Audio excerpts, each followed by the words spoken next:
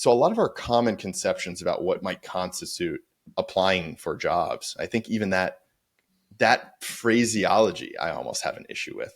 I think applying is a very kind of passive connotation. And I think you should be proactive and outbound like a salesperson who has one product to sell, and you are the product. You are selling yourself, and you need to find a way into the companies that you want to work at and be rigorous and strategic.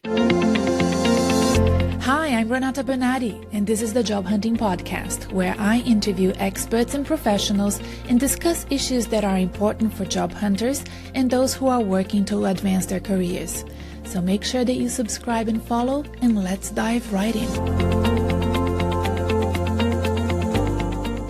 So I think where we could start is with you sharing with us how you became the founder of an AI-powered recruitment tool. And what led you down that road? Yeah, I actually grew up in the recruiting world, but like most people in recruiting, there isn't really a degree for it. You don't really grow up often thinking, I want to be a recruiter when I grow up. Many of us from the industry say we kind of tripped and fell into recruiting. I actually was working on a startup of my own in college and recruited a couple advisors at a music streaming service that was nearby. There wasn't a lot of startups in the area that was fairly successful. And long story short, when that first startup wasn't working out, they asked me to kind of jump on the ship with an undefined role at the time at a company called Groove Shark. And I think I joined as like a general ops person, like an untitled ops person. And I was asked like a month or two into the job, hey, the board had a meeting. We've decided that recruiting is our number one priority. We need to, triple the size of the company. Your name came up. What do you think? And I had never heard of the word recruiting outside of like a college football context growing up in Florida. And so that was my first foray into recruiting. Learned a lot on the fly. Was highly underqualified for that role, I would say, and got to face a lot of what are really big challenges as a recruiting team that's typically under-resourced and under-budgeted and probably not as influential as we'd like to be inside of the organization, and would ultimately get hired at Google years later to join their people ops function, where I got to sit under a team called staffing services. And I got to learn a lot about candidate review, how Google thought about screening candidates, and did some really interesting experiments around like resume data, and then would leave with a long time desire to go try to solve one of these problems. And we founded our first recruiting software company in 2016 called Resource.io. That was a outbound sourcing automation platform for sourcing teams and recruiting teams to prospect into candidates at other companies and bring them into their hiring pipeline. And we sold that company to Gem in 2021, who is our biggest competitor, because we had built some of our own software internally to manage our own interview process and candidate experience, which we were really passionate about at the time. And to make a really squirrely story short, we got more excited about that internal tool than our core business, got our biggest competitor to acquire the company and let us keep just that tool. And kind of at 9 a.m. the next morning after signing the paper, we woke up and we were Guide. And Guide is focused on automating a lot of things for recruiters so that they can deliver a better candidate experience. Okay. So I want to share something with you that I've been thinking about a lot.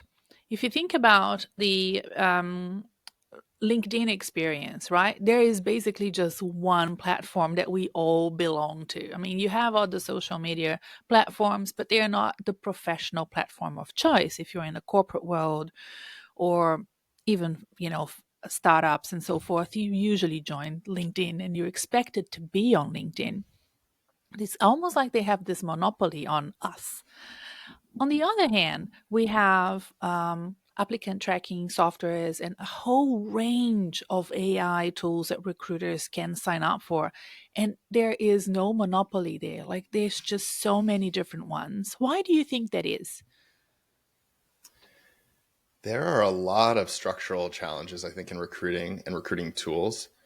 I also think that things are changing quite a lot. But in general, something that we've noticed over the years is that if you can attract candidates as a tool or a platform or a business like LinkedIn, if you can be where the talent is, the other side of your business, which is typically where your business model is selling into companies, selling that talent, access to that talent, uh, that's actually quite an easy problem. The challenging problem is attracting the candidates. And I think since LinkedIn has amassed such an immense a data set of candidates and candidate data, has become sort of the de facto resume, if you will, the public resume.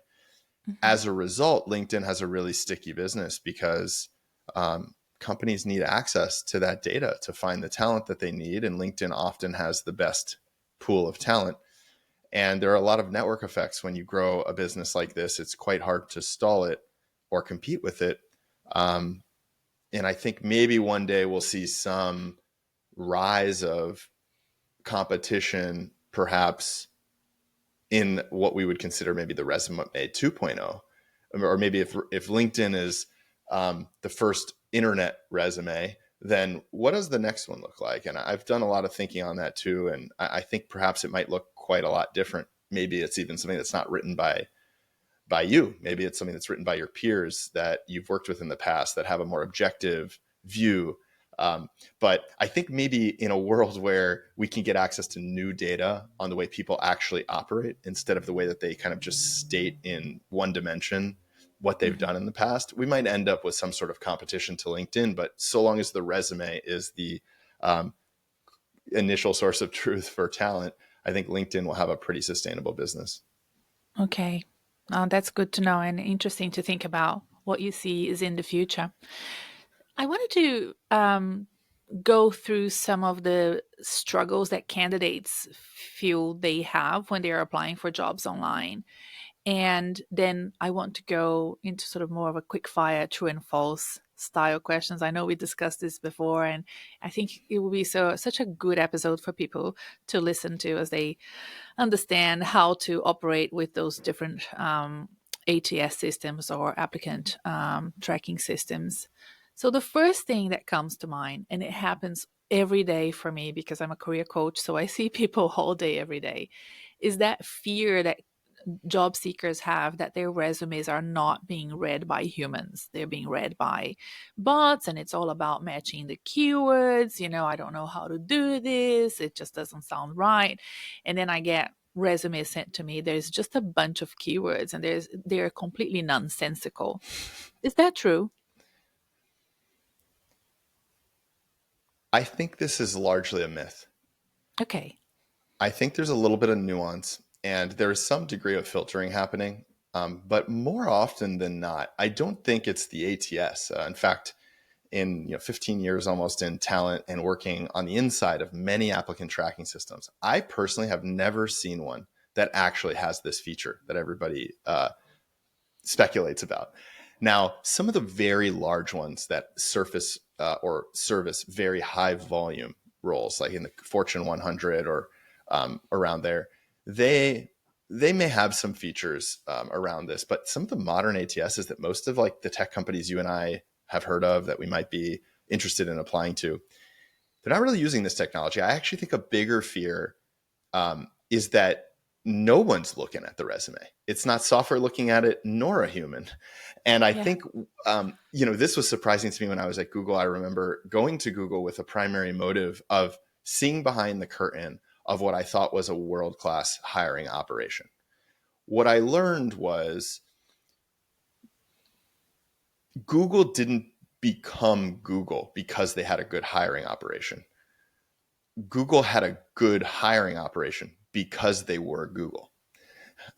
Google had this immense magnetic brand for talent at the time. And as a result, they didn't really need to have the world's most buttoned up recruiting process. And so Google, though, over the years invested more tech because they had the resources in their own recruiting software and ultimately built their own applicant tracking system. And as a company that custom built their own ATS for their own process, and it was pretty fantastic as far as ATSs go, Most people don't say that about any ATS. It was pretty purpose built for Google. And I spent a lot of time in it. And it was Google, the search company, the semantic search company that ranks the internet, right? They didn't have any such feature, nothing even close. I think we're starting to see new tools now in the age of AI that ATSs are launching or planning to launch, where they're using AI to kind of stack rank inbound applications. I worry more, though, about the perception from talent teams and recruiting teams about a low value in inbound applicants and a higher perceived value if they go outbound and prospect somebody, for example, or get a referral. So I worry more about the strategy as a job seeker. I'm skeptical about the primary strategy being just simply submitting applications in the first place. I like to say that should be your last resort. Yeah, I love your answer. It's perfect. You know, in one of my group coaching programs a couple of years ago, we had a Google HR employee in the group, and we learned so much from her. And it's nice for you to be sharing it here on the pod as well.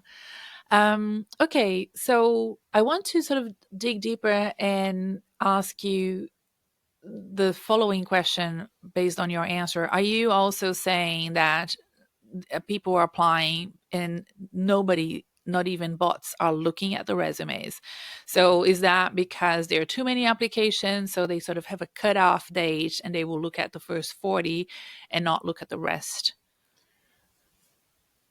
Yeah, there's kind of a lot going on behind the scenes, you'll find, if you start to really inspect these recruiting operations on the other side of the application portal. A few common patterns that you might see is that, for one, there isn't really a barrier to entry for somebody applying for a job. So, as I often like to share, the following example at Google, who had millions of applications per year, we would look at like a Gen SWE role, as we called it, a general software engineering role. It was like one of the most evergreen roles at Google. If you went and sampled a random 10 applications that had come in for that role, you would see that, and this is a little bit reductive, so I'm building a caricature here, but it was essentially true. You would see that, 8 out of the 10 inbound applications were Starbucks baristas with no software engineering experience at all or equivalent. And the other 2 were, random chance that there was some relevance.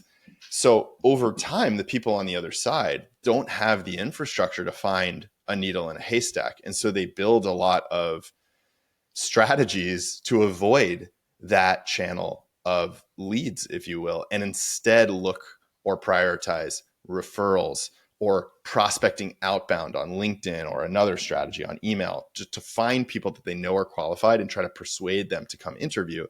This has risen as a priority in the recruiting team's preference stack. Now, things are changing. I think as there's a lot of misconceptions, I would say, about where, or I should, maybe not a misconception. I think there's a lot of speculation about what AI might do to applications with regard to resume parsing and stack ranking and filtering.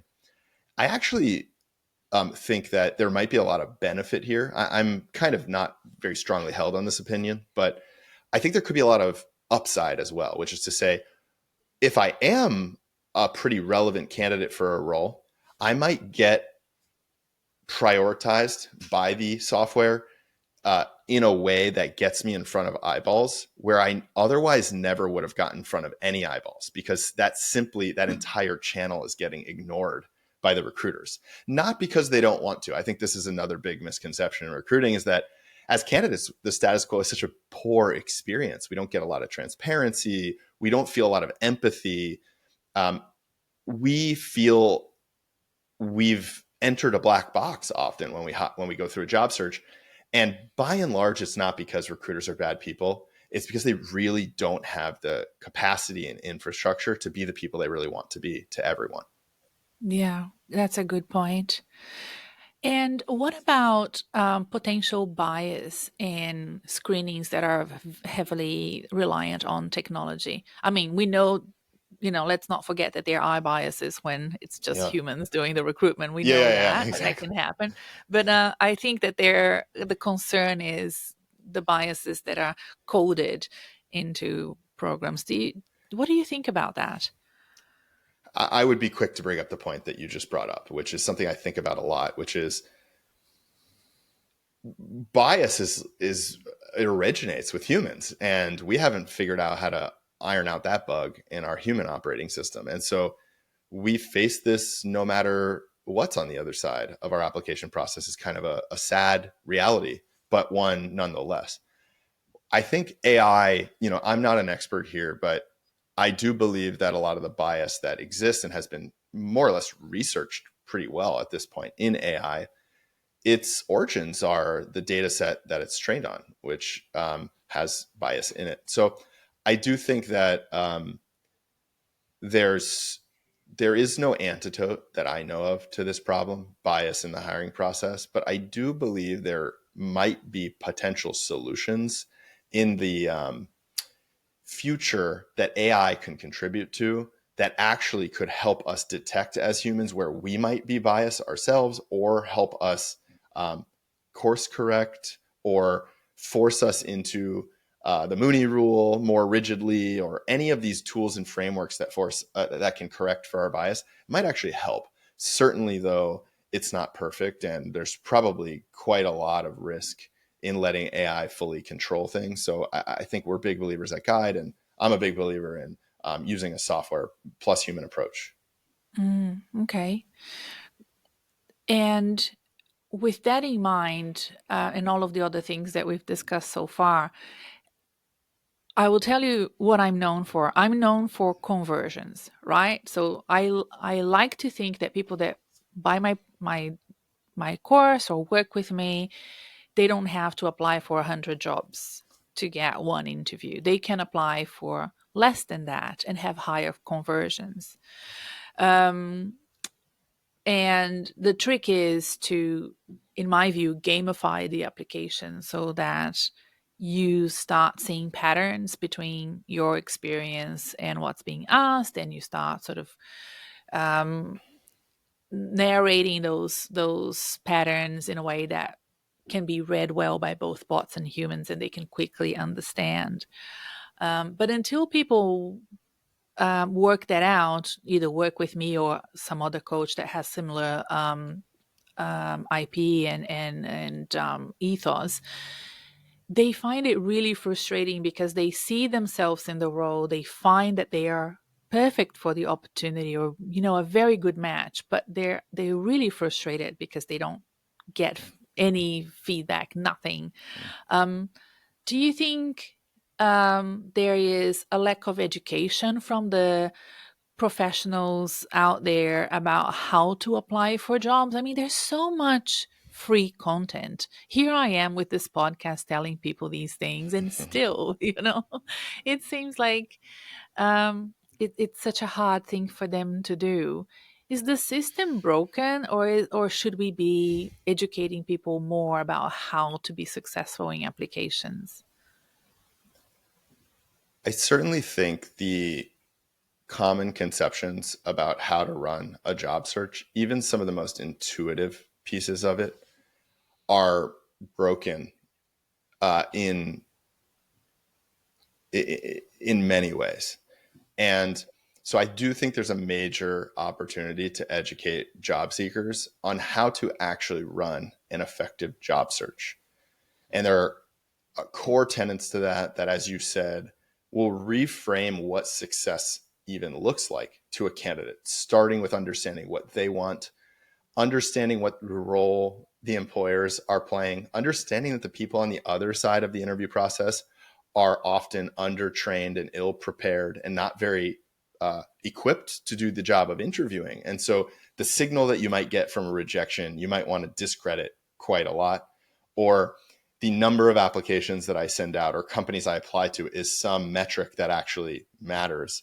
In fact, I might argue the fewer you apply to and the more deeper you go in positioning yourself for each, the better. So a lot of our common conceptions about what might constitute applying for jobs, I think even that that phraseology I almost have an issue with.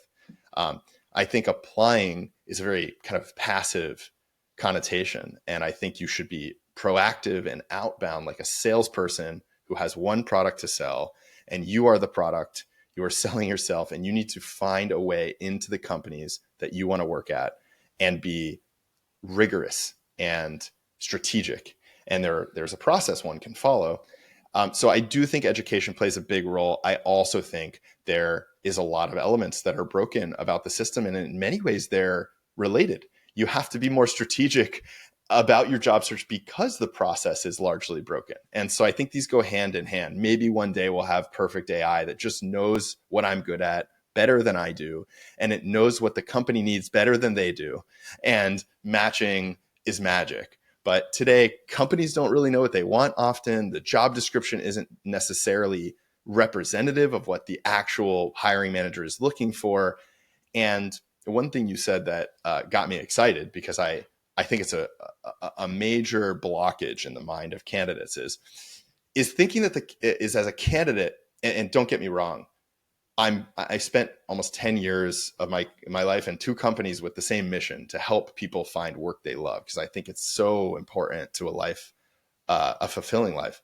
And the candidate experience has been a major focus for us because we think it's so deficient and it's so frustrating to go through a job search. But to go through an interview process and not get the outcome you want and assume that you are perfect for the job, or that you know what this company needs better than they do, is a very questionable position. That's like going on a date with somebody, feeling like you showed up great and they just decided you're not a fit for them. And you feel like they don't really understand maybe how great you are, or that how good this could be. Well, you're not really in a position to say that, right?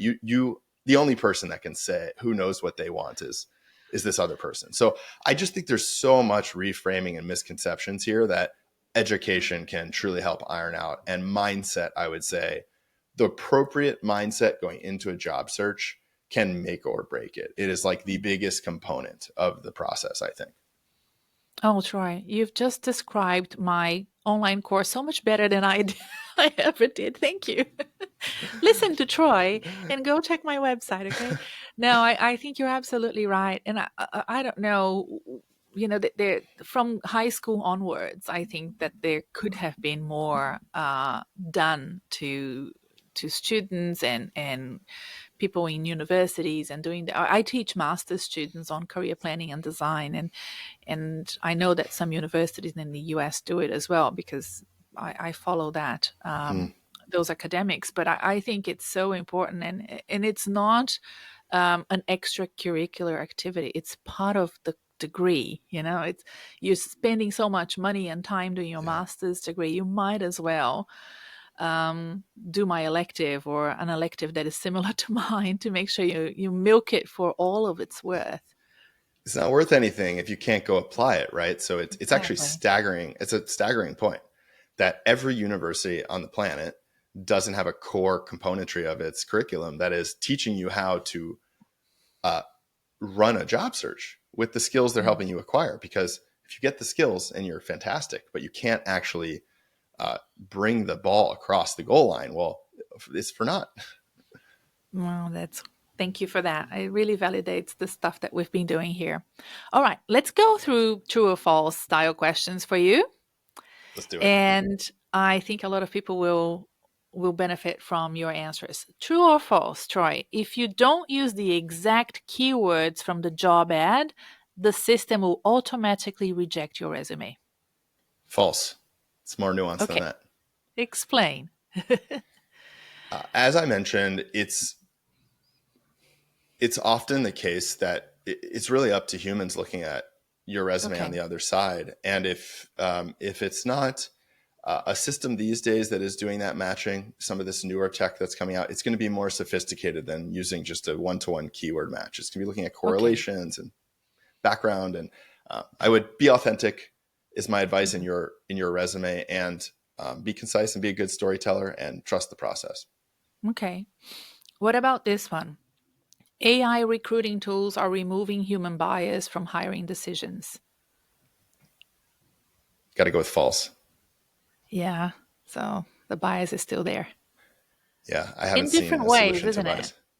It's Yeah. evolving, it's shifting, but yeah, I haven't seen like the magic solution to human bias. Certainly not yet. I'm going to give you an example of something that was done and then undone. There was a big software company, well known worldwide. People know the brand. And they developed this system, and it took away age and it took away even the university where people graduated from, but it added facial expressions. So all of a sudden, you are removing the bias towards gender and towards, the status of the university you went to or the college you went to, but you're adding the bias towards maybe neurodiversity or some cultures and the way that people use expressions when they're being interviewed by video. And that was then an outcome that they didn't expect, and it didn't work out. Have you heard of Fascinating. something like this before? I've heard of various popular stories, including, the bias that ended up in Amazon's internal uh, AI experiments, and there's kind of like a graveyard of failures. I don't think that means that technology shouldn't keep trying, because, as we mentioned, the status quo is that humans are biased and we're on the other side and we're imperfect and we're trying our best. But maybe we can find a solution one day, at least Mm. for course correcting a little bit. Okay. All right. This next one is one that I really want to know. Once an application is submitted online, there is no way to influence your chances further. Ooh, hard false. Yeah. Okay. How come? I think the the most likely way to get a positive outcome is all of the stuff outside of the application itself. So that might be stuff that you do before, and it certainly can be stuff after, but mapping the company, learning who the hiring manager is, speaking with peers in the job to learn more about what it's actually like there, to determine how you might position yourself, positioning yourself to be an employee referral with somebody through a handful of strategies. So all of this networking and hustle, if you will, creativity, this strategy will not only get you a bit farther, but it will signal to the company that there's more initiative and creativity, which in itself might set you apart. Okay. Okay, good. I usually recommend people do things like that before sending out the application. Yeah. But I'm Yeah. with you that it's never too late. Yeah, exactly. Many people will apply and then go ask for advice. They're not hearing back. They've already applied for the companies they like. And so there's still things you can do, but I would have to agree with you. Most of this should be Okay. done up front. Awesome. Okay, most AI powered systems can't read PDF resumes accurately. Mostly false, I would say, but Yeah. rare but possible. But I would always stick to simple formatting. Yeah. So are you a fan of Word instead of PDF, or doesn't matter? I'm not. I would just use a clean PDF and not put too much fancy like visual design. Just make it really Yeah. clear, text based. Be great at storytelling. Most ATSs will read PDFs just great. Okay. One of the things that is concerning to me, and it's getting worse in 2025, I have found personally, anecdotally, with the people that reach out to me for Mhm. consultations, is the use of Canva with that style of one page where there's like boxes, and that worries me. Do you agree? Why does it worry you? Because they would have like a box with their education next to a box with their experience. And it's not like Hmm. you would do in a simple Word format where it's just one thing after the other sequentially. Yeah, it would depend on the details. I think it's just always about how to most clearly tell your story. In fact, I would typically, like personally these days, I would be optimizing for what's most human readable, not what's Okay. most machine readable. Okay, good. All right. So in that Get case, the some Canva feedback, share format it could around. work. What sticks out? Yeah. I think Canva can work because in Canva you can create really simple things. You can create complicated things. I would always focus on the content over the design. I don't think design goes too far of a way unless you're applying for a creative role, in which case it might matter. Yes. A couple of years ago, I met a lovely girl, and she said she just got a job, and I said, "Where?" And she said, "Canva," and I'm like, "Well, you use the Canva format," and she said, "Of course I Yeah, did." yeah, totally. That makes sense. Well, that's the only exception to my rule. I usually tell people not to use the Canva format only because I'm afraid, especially because I'm giving advice for free here on this podcast, and I don't want people to overdo and do something really Yeah. complicated and convoluted using Canva. All right. It's better to apply quickly than to wait and tailor your application. I That's would a tough say one in the false. US because in the US things just move so fast They move compared to fast, yeah. Australia. Yeah. I would still say probably false. There might be a middle ground where it's Yeah. better to be really thoughtful about the approach to applying and apply to fewer companies. And maybe you can Mhm. still optimize for speed since there's not a high volume of them. But I don't think the like move fast and don't tailor at all. I don't think that's going to provide great results, at least not in roles that are competitive. Yeah. Yeah. What I often do is preload the work with my clients so that they have a lot of templates and things ready to go, including ChatGPT prompts that they can use, so that if they find something, they do a bit of research and they can send straight away. But I don't believe sending it within the first 12 to 24 hours makes a difference. I think usually when I was recruiting, those were the worst applications. Hmm. Yeah. Yeah, I don't know that there's going to be a hiring process that opens and closes in a matter of a couple days. So the Yeah. first few weeks a job that's opened, everyone will probably get a look. Maybe if you're qualified, in the worst case, you'll be a little bit behind a few other candidates. But if it's a big company, there might be multiple roles, and there's just a lot of nuance there. So I wouldn't generally recommend just the spray and pray and move as fast as possible approach. Got it. Awesome. A referral will always override what an AI system decides. I will say generally true. I think referrals are excellent tools if you can get them. So I would almost always optimize to get referred into a company, even if you don't know anybody there. And there are ways to do that before I just applied cold. Mm, okay, good to know. And what about cover letters? I've noticed that some ATS systems don't allow you to include them anymore. Are they still relevant? I'm I going to love speak. them, by the way. Yeah, I used I'm to going hate them when I was a to. candidate, but as a coach, I love them. I will speak from a very biased corner of the universe, which is like high tech software companies. I think they're largely irrelevant. I don't think they get looked Oh, at. okay. Well, I think it's important to that you had that disclaimer about the high tech. I think that there will Yeah, be other roles yeah. where it could be important. All Totally. right. It's also a great exercise for learning how to tell your story. There are a lot of benefits to doing Yeah. it. I just haven't seen a lot of evidence in tech that they get looked at. Got it. Yeah. All right. The most qualified candidate doesn't always make it through the initial screening.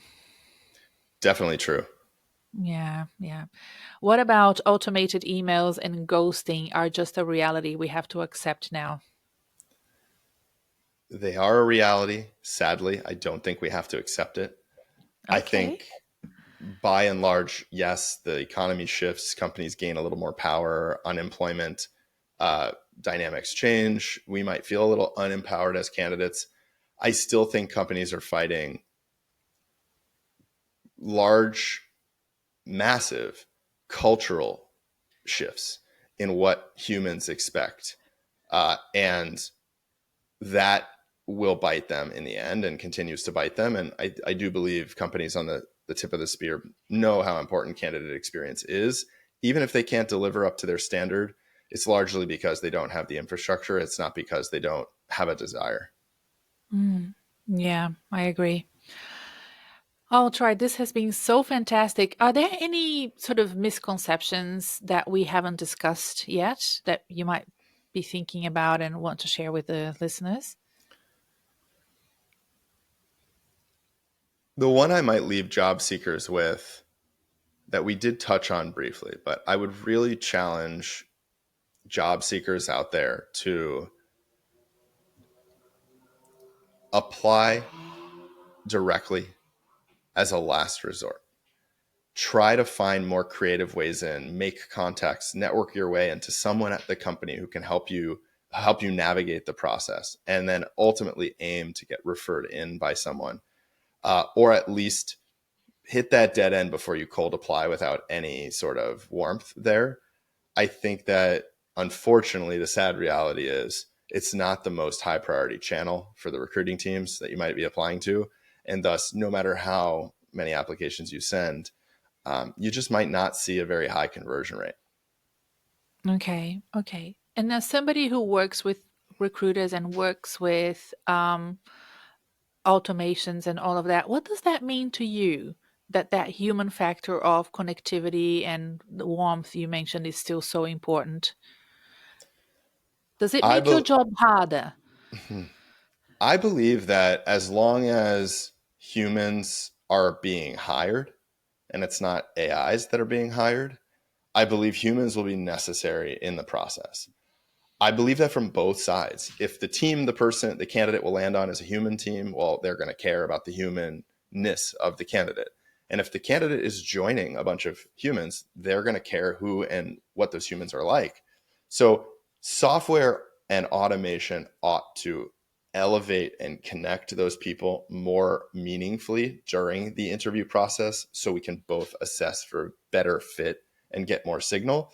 And unfortunately today, recruiting teams and even candidates on the application side are bogged down in a lot of tasks that are not engaging with other humans. It's scheduling interviews, rescheduling, finding the right people to put on the interview panel, balancing across a large set of interviewers, training interviewers, a lot of stuff that really can be done well with software, which can elevate humans to spend more time doing this.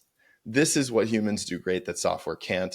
And in my view, software should aim to create more of it. Okay. Troy, I think this is going to be such a great listen. Thank you so much. Um, Tell me how people can reach out to you and what type of people should be reaching out to you and your business. Yeah, our business services, any growing recruiting teams that are feeling bogged down in the minutia and want to provide a better candidate experience. You can find our company at guide.co. And for any job seekers out there that find anything that we've talked about today helpful, I share content regularly a few times a week on my LinkedIn. Just search for Troy Sultan or Troy Sultan and Guide. I make a job seeker series of a couple minute video clips throughout the week with just tips that are top of mind that I'm noticing in my day-to-day job that might be helpful for job seekers. So it's a big passion of mine. And if you're interested in hearing a little bit more about some of those insights, just follow me on LinkedIn. No, we will put the links below in the show notes. Thank you so much, Troy. Thanks so much for having me. This is great.